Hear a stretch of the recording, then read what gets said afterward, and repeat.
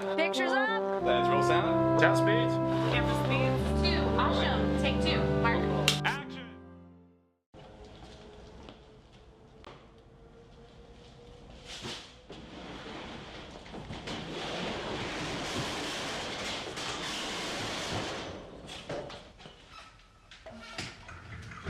My name is Nabil Mousa. Yes, I am Syrian, but I'm also American. I come from a Christian background, and I consider myself a spiritual person now. I don't really follow any particular religion, and I'm gay. I'm married to a wonderful man, and that's who I am. I'm just an average individual. I decided, everything I've done before, I've been very successful at, but it wasn't as fulfilling. I don't really go in with so much like a set idea, because I can go in and say, okay, I'm going to paint a chair, but by the time I'm done, it could be a horse. That's usually when I'm really creative, is when I'm relaxing, walking, or just doing something very simple. It could be, I don't know, a leaf falling from a tree. And it's like, wow, look at the colors on this, it's amazing. And I'll break it in different shapes and stuff, and sometimes inspiration comes from there. Other times, I listen to people, and sometimes something somebody says resonates with me. And I think, wow, how can I go with that and create something out of it? Honestly, it could be anything.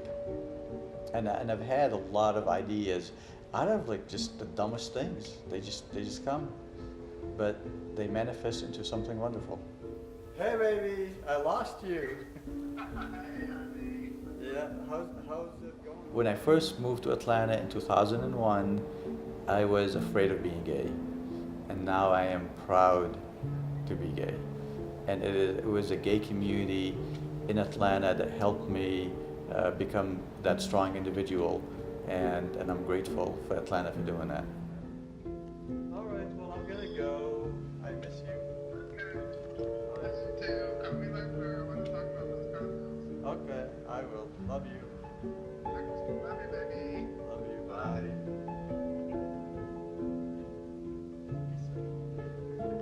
What is your parents' opinions on Scott? My parents don't give a shit about anything that I do, and it's basically, we don't want to talk to you, we don't want to hear from you, we don't care what's going on in your life, and they don't understand my art, they don't care about my art, not even being hugged by anybody for, months, years is what I'm living. A lot of my work too tends to be about human rights, inequality. I'm one of those people like to fight for the underdog, as I fight for my own rights as well. So those are inspirations for me. And a lot of times when I'm working on a project like that, the thought becomes deeper, and when I'm analyzing something, obviously I'm going to learn from it. So I feel by the time I'm done with the project, there's a lot more meaning behind it, because I have come out from the other end as a better person.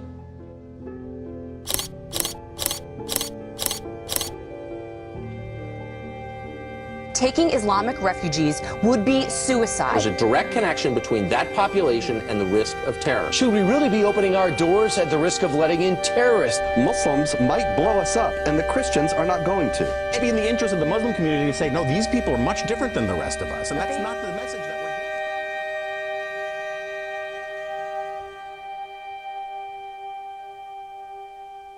getting. Judgment Day 9/11 was created to bring people of the Middle East together with Americans so that we can all co-create on these walls.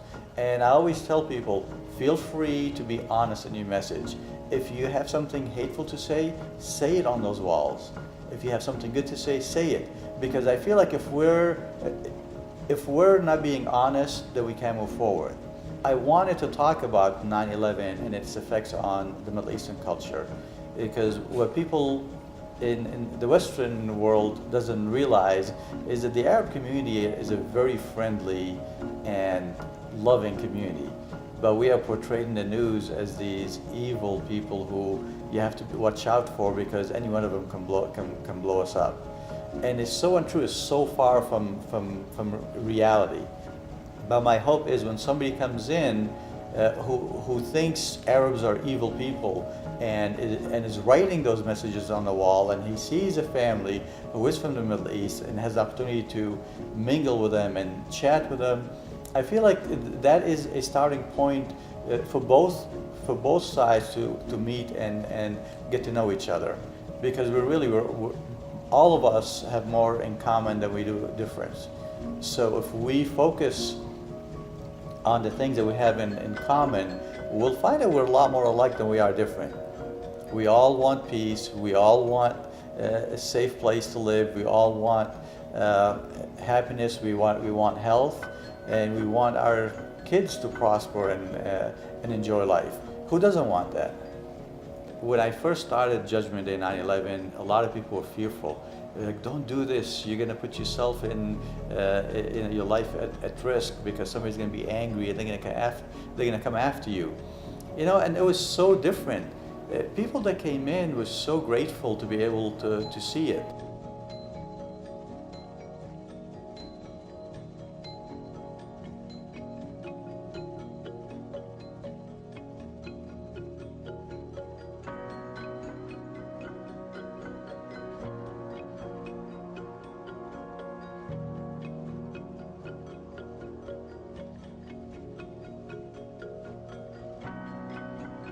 As an artist, as a person, as a human being, all I can do is try and voice my opinion. You know, I can't change everybody, but if we could change one person at a time, I feel there's something powerful behind that. You know, we do the change slowly, and hopefully somewhere will resonate. Hopefully this new generation that's growing up is listening to us and learning from us. And hopefully they'll use love instead of weapons to change the world around them. The American public is clueless on what they have. We've taken it for granted. And all I can say is wake up. Stand up for what's right. It doesn't matter whether you're Republican, Democrat, or neither. We're Americans. We need to be fighting for our civil rights. We shouldn't be fighting over whether somebody is gay, whether they're allowed to be married. We shouldn't be fighting over abortion issues. We shouldn't be fighting over the illegals in the United States. We need to be fighting as Americans for our freedom. And because they're keeping us busy right now with all this little stuff while they're taking away our rights, and soon we won't be able to do anything. Put fear aside and share your knowledge, and I feel like that's really the essence of it. Is they're afraid to share the knowledge. We grow when we share. We become better people when we share. So you know, be open to it.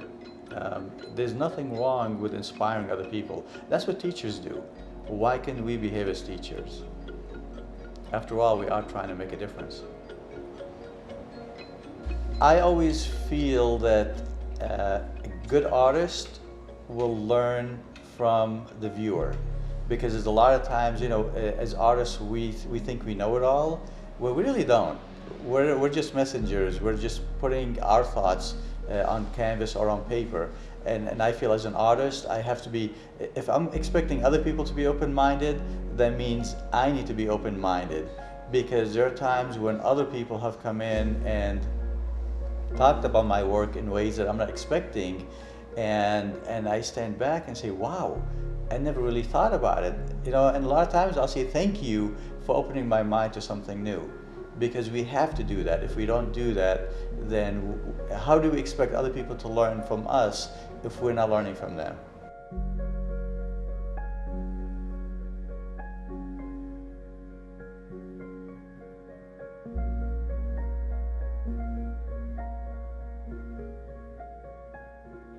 Hey, Mom and Dad, this is Nabil. I don't know what to say anymore. I feel like I've tried.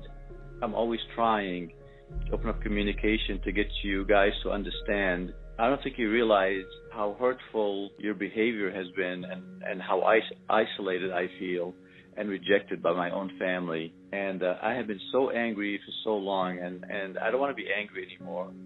I just want you to know that I forgive you